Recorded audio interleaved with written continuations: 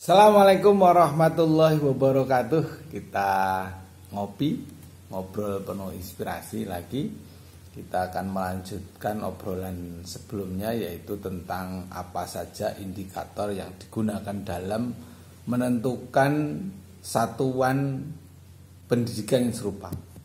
Nah, di sini ada karakteristik lokasi secara nasional dan juga ada karakteristik ekonomi sosial, ya.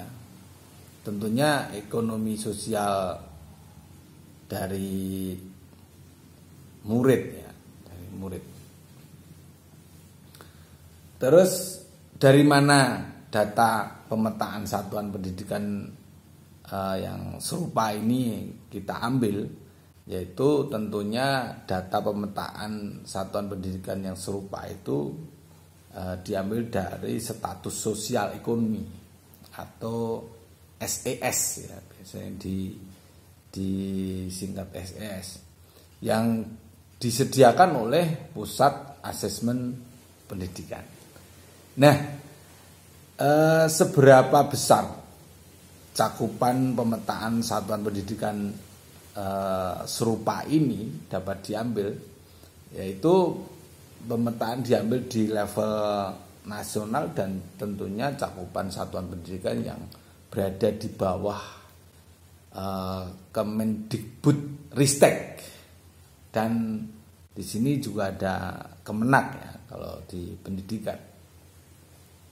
Nah, dari mana data mutu pembelajaran ini didapatkan?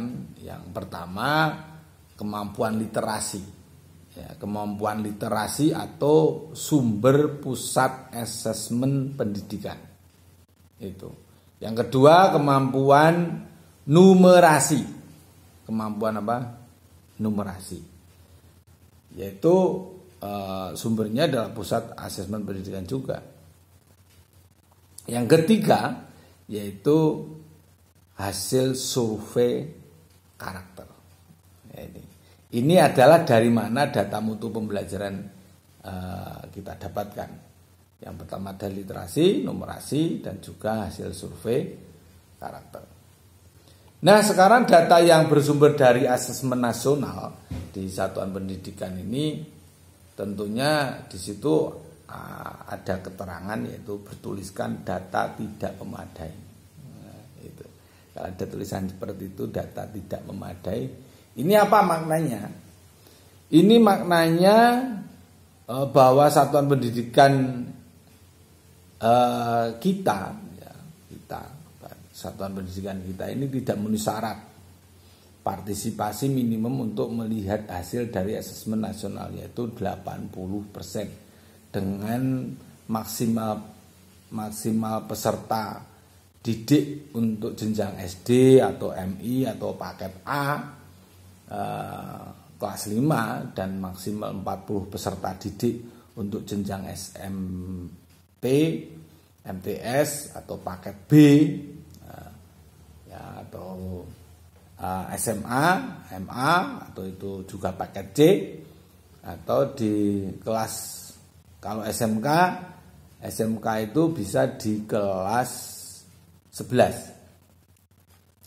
Lah, untuk satuan pendidikan jenjang SD dan sederajat tidak memiliki peserta didik di atas 30%, minimum keikutsertaan AN, ya, itu ya paling enggak 26% dari peserta didik.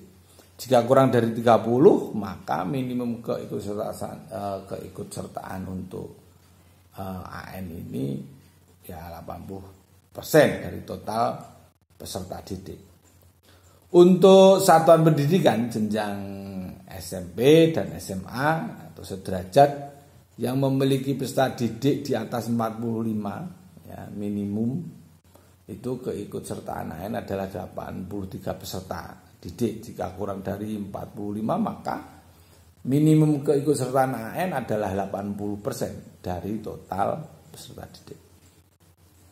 Oke. Yang berikutnya yaitu dari mana data mutu pembelajaran ini didapatkan. Data mutu pembelajaran ini berasal dari asesmen nasional yang didapat dari sumber dari Pusat Asesmen Pendidikan. Nah, sedangkan bagaimana cara mendapatkan detail data yang ditampilkan? Detail data dapat diperoleh dari unduhan. Nah, dari unduhan berupa berkas Excel, ya, tentunya yang bisa diakses melalui menu unduh.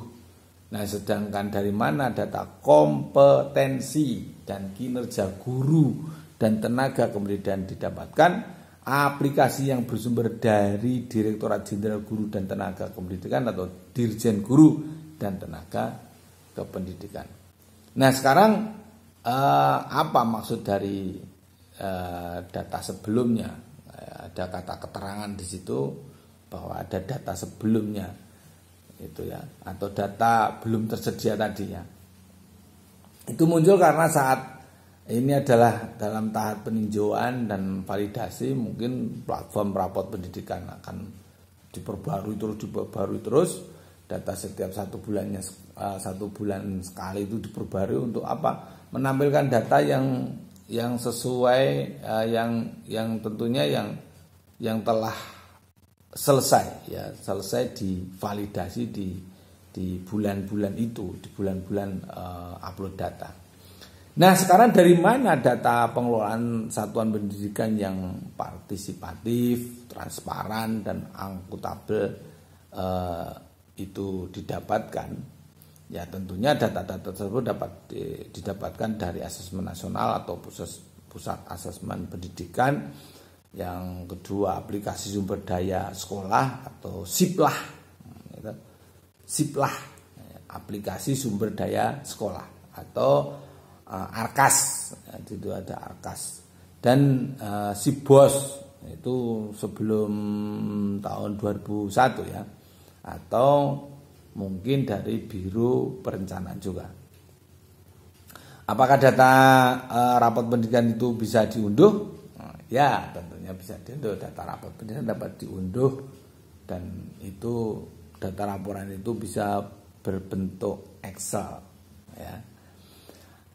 Data apa saja yang akan dimuat pada hasil unduhan rapot pendidikan? Tentunya data yang dimuat itu sama seperti di dashboard ya, namun memiliki gambaran-gambaran yang rinci, data lebih menyeluruh dari masing-masing indikator. Nah, apa saja data rincian yang akan didapatkan pada hasil unduhan tersebut?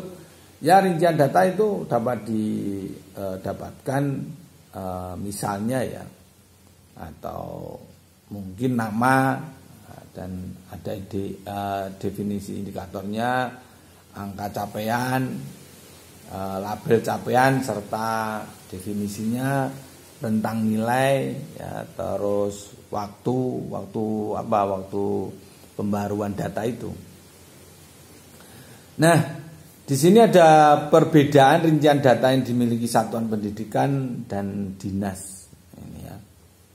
Ini perlu hanya perlu diketahui saja kalau kita sebagai pendidik atau mungkin tim pengembang mutu sekolah itu ya, ini untuk agar kita ngerti kalau di satuan pendidikan dan di dinas itu ada beberapa data antara yang dimiliki satuan pendidikan dan dinas. Itu misalnya satu indikator yang diperoleh dinas merupakan nilai rata-rata ya, dari dinas itu adalah nilai rata-rata dari satuan pendidikan yang merupakan wilayah wewenang dinas. Itu ya, ke dinas. Beberapa indikator tidak berlaku untuk satuan pendidikan. Contohnya angka partisipasi kasar atau APK yang merupakan nilai agresi ya, nilai agresi dari suatu daerah ya. Itu untuk apa? Ya, itu untuk APK tadi,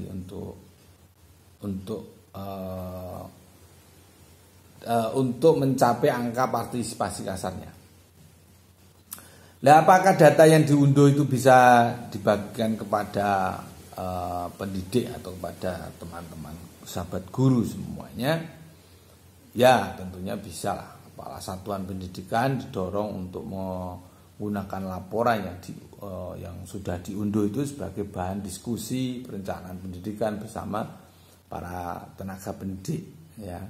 Kalau di sekolah saya itu nanti akan menjadi salah satu program dari tim pengembang, dan juga nanti ada tim evaluasi yang terus itu tergabung dalam tim penjamin mutu sekolah.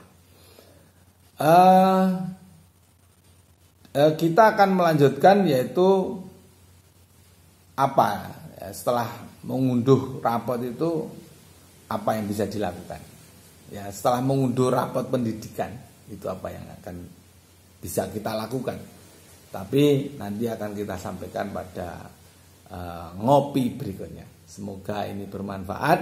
Dari saya cukup sekian. Saya akhiri, wabillahi taufiq wa hidayah. Wassalamualaikum warahmatullahi wabarakatuh.